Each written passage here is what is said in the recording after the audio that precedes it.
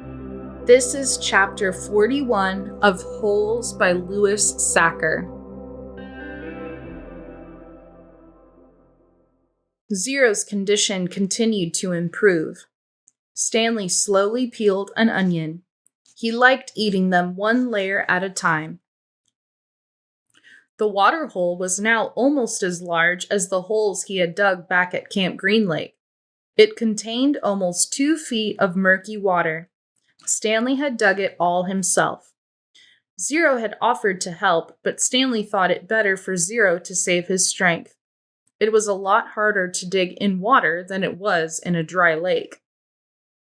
Stanley was surprised that he himself hadn't gotten sick, either from the sploosh, the dirty water, or from living on onions.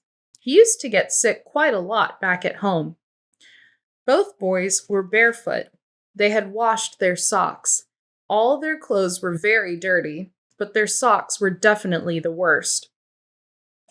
They didn't dip their socks into the hole, afraid to contaminate the water.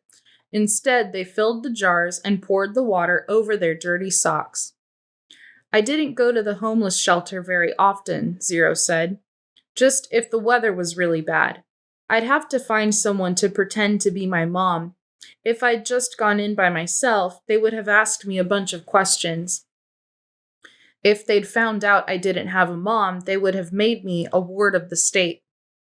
"What's a ward of the state?" Zero smiled. "I don't know, but I didn't like the sound of it." Stanley remembered Mr. Pendanski telling the warden that Zero was a ward of the state. He wondered if Zero knew he'd become one. "I liked sleeping outside," said Zero. "I used to pretend I was a Cub Scout. I always wanted to be a Cub Scout. I'd see them at the park in their blue uniforms." "I was never a Cub Scout," said Stanley. "I wasn't good at social stuff like that. Kids made fun of me because I was fat." "I liked the blue uniforms," said Zero. "Maybe I wouldn't have liked being a Cub Scout." Stanley shrugged one shoulder. "My mother was once a Girl Scout," said Zero. "I thought you said you didn't have a mother." "Everybody has to have a mother." "Well, yeah, I know that." "She said she once won a prize for selling the most Girl Scout cookies," said Zero. "She was real proud of that." Stanley peeled another layer of his onion. "We always took what we needed," Zero said.